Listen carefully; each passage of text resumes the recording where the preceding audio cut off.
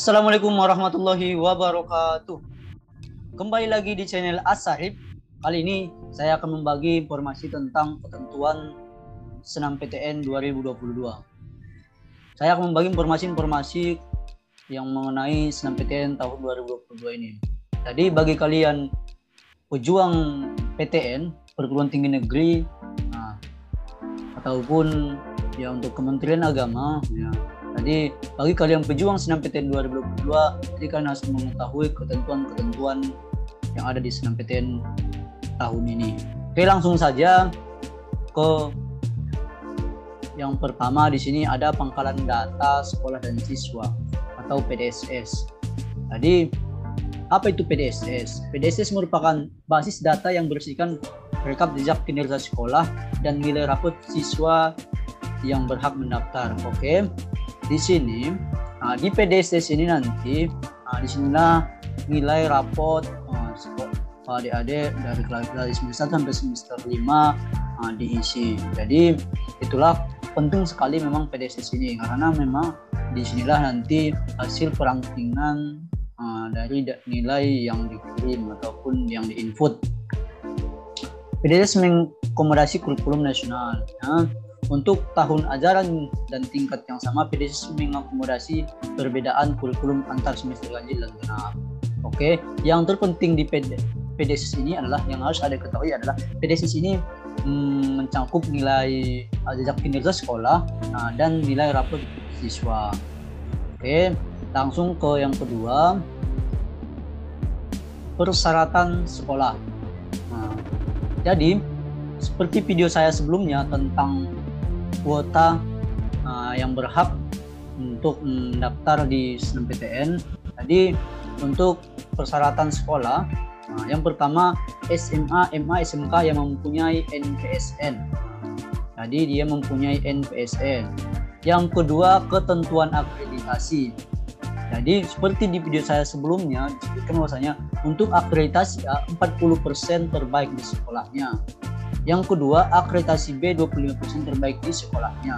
Untuk yang ketiga, akreditasi C dan lainnya 5% terbaik di sekolahnya. Jadi bagi adik-adik yang belum mengetahui akreditasi sekolah kalian, untuk mengetahui jumlah berapa persentase kuota yang boleh mendaftar di Senam PTN, bisa kalian lihat di video saya sebelumnya. Sudah ada di situ cara melihat akreditasi sekolah kita ataupun cara melihat kuota untuk yang berhak di setiap sekolah mendaftar Senam PTN. Yang ketiga, mengisi pangkalan data sekolah dan siswa.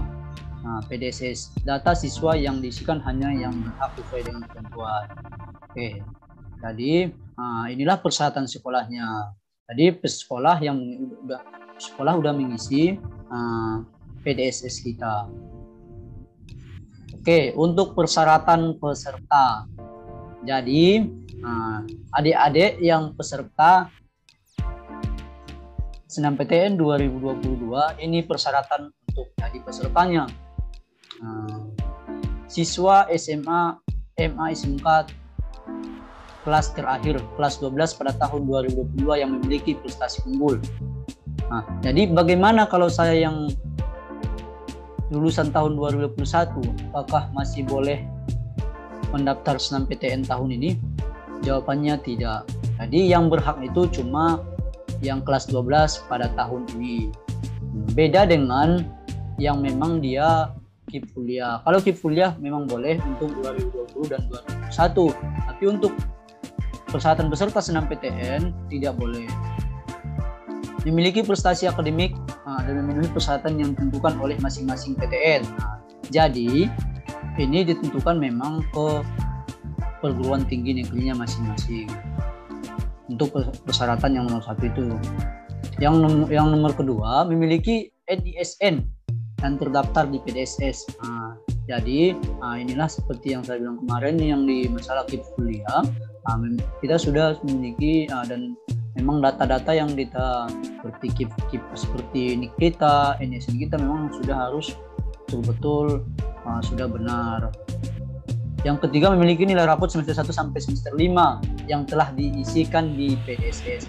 Itulah seperti yang saya bilang tadi di persyaratan sekolah sudah mengisi nilai rapot kita dari semester 1 sampai semester 5 di PDSS, karena nanti dibutuhkan nilai ini untuk keperluan penyeleksian dari PTN. Yang keempat, peserta yang memiliki program studi bidang seni dan olahraga wajib mengunggah portofolio. Nah, seperti apa sih portofolio? Nanti setelah ini saya akan jelaskan di bawah. Ataupun apa-apa saja, jurusan apa saja yang dibutuhkan portofolionya. Oke, langsung kita pilihan program studi.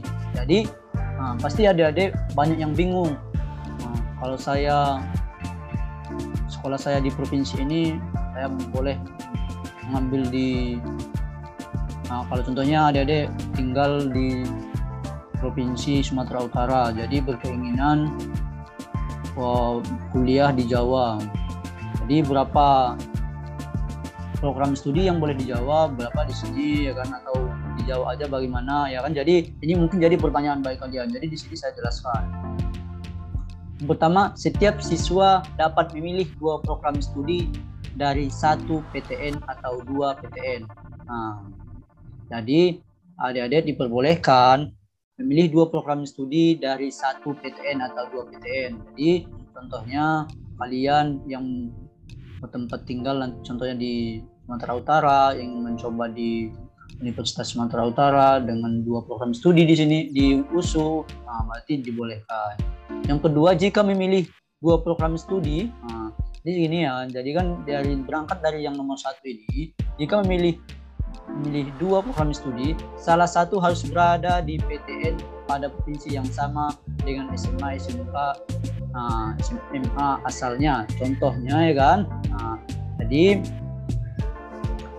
memilih 1 program studi dapat memilih PTN yang berada di provinsi manapun. Jadi untuk adik-adik, contohnya saya waktu SMA contohnya mau mengambil 2 program studi. Jadi satu itu harus PTN-nya itu memang di tempat kita sekolah sekarang. Contohnya kalau tempat kita tinggal di Sumatera Utara, 1 PTN-nya itu harus kita ambil di Sumatera Utara. Jadi kalau memang memilih 1 program studi, dapat memilih PTN yang berada di provinsi manapun. Contohnya jika ada tempat tinggal di Sumatera Utara, tapi kalian mau memilih cuma 1 program studi yang mau kalian rencanakan, jadi kalian bebas memilih di provinsi manapun. Contohnya mau di provinsi di Jakarta, di Jawa Barat, di Jawa Timur, berarti bebas. Yang ketiga, disarankan tidak lintas minat atau tergantung ketentuan PTN yang dituju. Ini disarankan ya. Tidak lintas minat, contohnya dari anak IPA ya kan, ke IPS ya kan, seperti itu ya kan. Selanjutnya ada portofolio. Portofolio ada 10 jenis sebagai berikut. Jadi portofolio ini ada ketentuan mungkin beberapa jurusan, program studi, dia harus memang betul-betul harus memang ditunjukkan portofolio. Yang pertama ada olahraga. Jadi portofolio ini mungkin bagian olahraga, bagi kemampuan kita ini yang memang dibutuhkan di olahraga, di seni rupa ya kan. Jadi inilah beberapa jenis portofolio yang ada 10 jenis. Bagi adik-adik yang memilih salah satu jurusan yang membutuhkan portofolio kalian. Ini tahapan pendaftaran.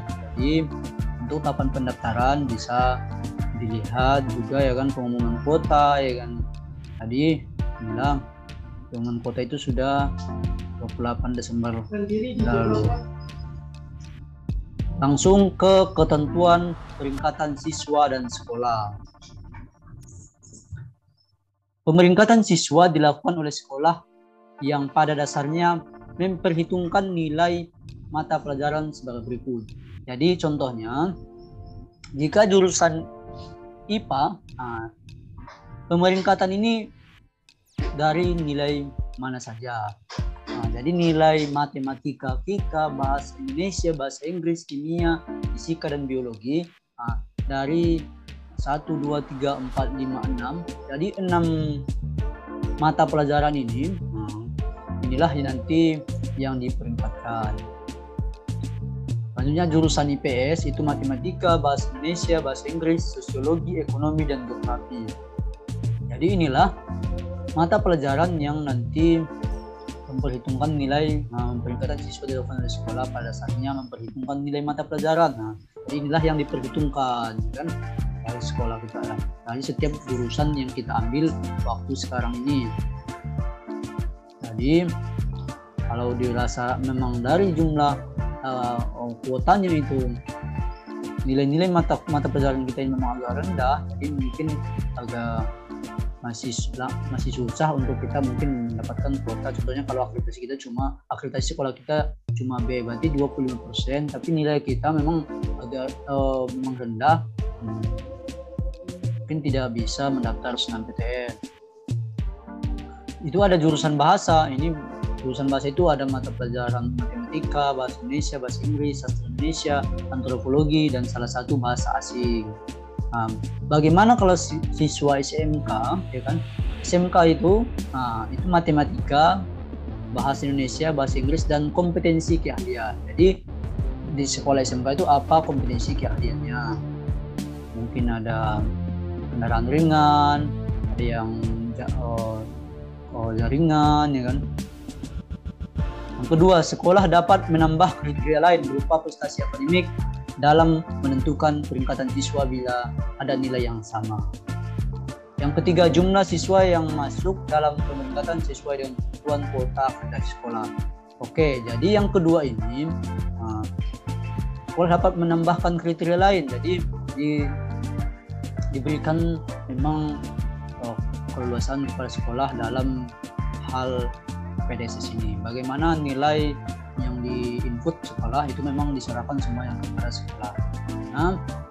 Diharapkan sekolah memang sudah memberikan nilai terbaik kepada setiap siswa untuk bisa mendaftar SNMPTN. Yang ketiga, jumlah siswa yang masuk dalam pemeringkatan sesuai dengan ketentuan kuota akreditasi sekolah. Ini dah yang saya bilang, yang ada juga di video saya sebelumnya tentang kuota akreditasi, ketentuan kuota akreditasi sekolah. Dengan ada juga yang sebelum ini sudah saya bahas tentang akreditasi, jika akreditasi sekolahnya A 40%, akreditasi B 25%, akreditasi C dan lainnya itu yang boleh 5%. Jadi dari situlah ketentuan peringkatan siswa oleh sekolah. Oke, demikian dulu penjelasan saya tentang SNMPTN 2022. Semoga adik-adik yang berkeinginan kuliah di salah satu perguruan tinggi negeri, ya kan, dalam jalur SNMPTN ini semoga dimudahkan. Banyak-banyak berdoa, banyak-banyak mempertimbangkan setiap jurusan yang kalian ambil, banyak-banyak melihat ketentuan-ketentuan lain dalam penilaian SNMPTN. Sudah ada juga kriteria penilaian SNMPTN di video saya sebelumnya. Jadi bisa dilihat di situ juga. Oke, jika ada yang kurang paham ataupun masih ingin bertanya tentang penjelasan saya ini, bisa ditanyakan di kolom komentar. Oke, saya ingatkan lagi, jika kalian menyukai channel ini, jangan lupa tekan tombol subscribe, like, dan share. Oke, demikian dulu. Wassalamualaikum warahmatullahi wabarakatuh.